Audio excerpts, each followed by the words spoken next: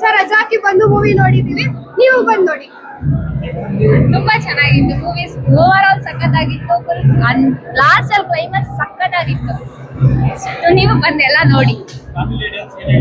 Family audience ಎಲ್ಲ ಕುತ್ಕೊಂಡು ನೋಡೋ ತರ ಇದೆ, ಸಖತ್ತಾಗಿದೆ, ಎಂಟರ್ಟೈನ್ ಆಗಿದೆ, ಬಂದು ನೋಡ್ಬೋದು ಎಲ್ಲ. ಸಾಂಗ್ಸ್ ಎಲ್ಲ ಇಷ್ಟ ಆಯ್ತು.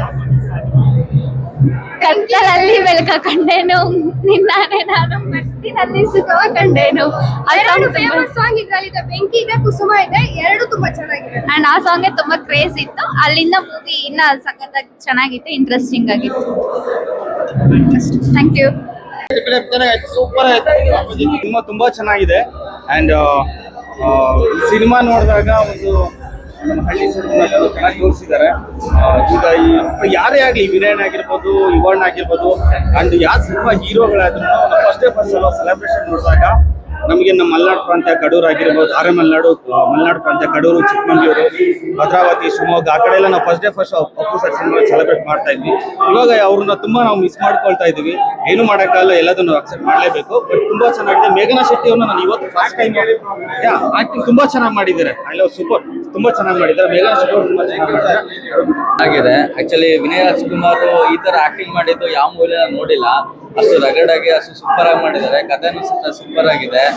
ಫಸ್ಟ್ ಟೈಮ್ ಡೈರೆಕ್ಟ್ ಮಾಡಿರೋದು ಏನು ಚಂದ್ರ ಅವರು, ಆದ್ರೂ ಫಸ್ಟ್ ಟೈಮ್ ಅಂತ ಅನ್ಸೋದೇ ಇಲ್ಲ. ಅಷ್ಟು ಸೂಪರ್ ಆದ ಮ್ಯೂಸಿಕ್ ಒಂದು ಹೇಳೇ ಇದೆ. ಎಲ್ಲಾ ತರ ತುಂಬಾ ಚೆನ್ನಾಗಿದೆ.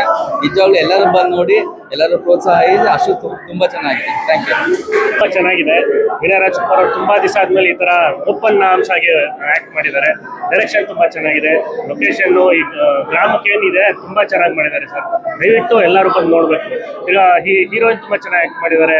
ಆಮೇಲೆ ಲೂಸ್ ಮಾದವ್ರಿಗೂ ಅಷ್ಟೇ ತುಂಬಾ ಚೆನ್ನಾಗಿ ಆಕ್ಟ್ ಮಾಡಿದ್ದಾರೆ. ಅವ್ರದ್ದು ಜುಗಲ್ ಬಂದಿ ಚೆನ್ನಾಗಿದೆ, ತುಂಬಾ ಚೆನ್ನಾಗಿದೆ ಸರ್. ಸರ್ ಆಕ್ಚುಲಿ ಇವ್ರದ್ದು ನಮ್ಮ ವಿನಯ್ ರಾಜ್ಕುಮಾರ್ ಅವರು ತುಂಬಾ ಆಕ್ಟಿಂಗ್ ಇದ್ರಲ್ಲಿ ತುಂಬಾ ಇಷ್ಟ ಆಗಿದೆ. ಫಸ್ಟ್ ಟೈಮ್ ಅವ್ರು ಈ ತರ ಆಕ್ಟ್ ಮಾಡಿರೋದು. ಮತ್ತೆ ಡೈರೆಕ್ಷನ್ ತುಂಬಾ ಚೆನ್ನಾಗಿದೆ, ಸಾಂಗ್ಸ್ ಚೆನ್ನಾಗಿದೆ ಸರ್. ವಿಲನ್ ಲೂಸ್ ಮಾದವ್ರು ತುಂಬಾ ಚೆನ್ನಾಗಿ ಮಾಡಿದ್ದಾರೆ ಸರ್. ಈ ತರ ಇರ್ಬೇಕು ಮೂವಿ. ಲೈಕ್ ಲೂಸ್ ಮಾದವ್ರಿಗೂ ಇದೊಂದು ಮೂವಿ ಈ ತರ ಬೇಕಾಗಿದೆ. ಎಲ್ಲರೂ ಬಂದು ದಯವಿಟ್ಟು ಥಿಯೇಟರ್ಸ್ ಅಲ್ಲಿ ನೋಡ್ಬೇಕು. ಸಾಂಗ್ಸ್ ಚೆನ್ನಾಗಿದೆ ಸರ್. ಎಲ್ಲ ತುಂಬಾ ಲಿರಿಕ್ಸ್ ಎಲ್ಲ ಚೆನ್ನಾಗಿದೆ. ಈ ನಮ್ಮ ಗ್ರಾಮದ ನೇಟಿವಿಟಿಗೆ ಹೇಗಿದೆ ಅದಕ್ಕೆ ತಕ್ಕನಾಗಿ ಮಾಡಿದ್ದಾರೆ. ಡೈರೆಕ್ಷನ್ ತುಂಬಾ ಚೆನ್ನಾಗಿದೆ ಆಕ್ಚುಲಿ. ಅದು ಇಷ್ಟೊತ್ತು ಮಾತಾಡೋದಲ್ಲ. ಸಿನಿಮಾದಲ್ಲಿ ಏನಾಗಿದೆ ಅಂದ್ರೆ ಒಂದು ಇವತ್ತಿಗೆ ಬೇಕಾಗಿರುವಂತ ವಿಷಯ ರೀ. ಇವಾಗ ನೋಡಿ ಹಳ್ಳಿಗಳಲ್ಲಿ ಏನಾಗ್ತಾ ಇದೆ, ಈಗ ಈ ಬಿಡದಿ ಟೌನ್ಶಿಪ್ನೇ ತಗೊಳ್ಳಿ. ಹಳ್ಳಿ ರೈತರ ವಿಷಯನ ತಗೊಂಡು ಯಾರೋ ಆ ರೀತಿ ಆ ವಿಷಯನ ತಗೊಂಡು ಯಾರು ಏನ್ ಮಾಡ್ಬೇಕು ಅನ್ನೋದು ಗೊತ್ತಾಗ್ತಾ ಇಲ್ಲ. ಅಲ್ಲಿ ರಾಜಕಾರಣಿಗಳ ಚೇಲಗಳು, ರಾಜಕಾರಣಿಗಳ ಚಮಚಗಳು ಸೇರ್ಕೊಂಡು ನಮ್ಮ ರೈತರನ್ನ ಏನ್ ಬೇಕಾದ್ರೂ ಮಾಡ್ತಾ ಇದಾರಲ್ವಾ.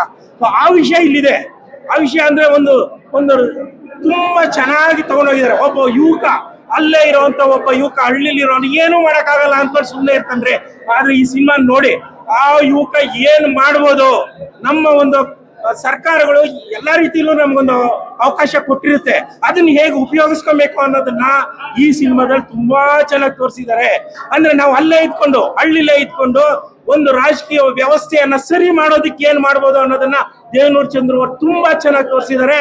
ಆಮೇಲೆ ಈ ಸಿನಿಮಾ ಬಗ್ಗೆ ಮಾತಾಡ್ಬೇಕು ಅಂತಂದ್ರೆ, ಸಿನಿಮಾ ಡೈರೆಕ್ಟರ್ ಇಂದ ಹಿಡ್ಕೊಂಡು, ಮ್ಯೂಸಿಕ್ ಡೈರೆಕ್ಟರ್ ಇಂದ ಹಿಡ್ಕೊಂಡು, ಸಿನಿಮಾಟೋಗ್ರಫಿಯಿಂದ ಹಿಡ್ಕೊಂಡು ಪ್ರತಿ ಒಂದು ವಿಷಯದಲ್ಲೂ ಗೆದ್ದಿದೆ ಸಿನಿಮಾ.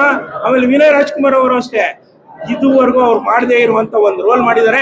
ಅವ್ರ ಕೋಪ, ಆ ಕಣ್ಣುಗಳು, ಅದನ್ನೆಲ್ಲ ತುಂಬಾ ಚೆನ್ನಾಗಿ ಈ ಇದರಲ್ಲಿ ಅವ್ರ ಅಭಿನಯವನ್ನ ತುಂಬಾ ಚೆನ್ನಾಗಿ ತೋರಿಸಿದ್ದಾರೆ. ನನಗೆ ತುಂಬಾ ಇಷ್ಟವಾದಂತ ಇದು ಅಂದ್ರೆ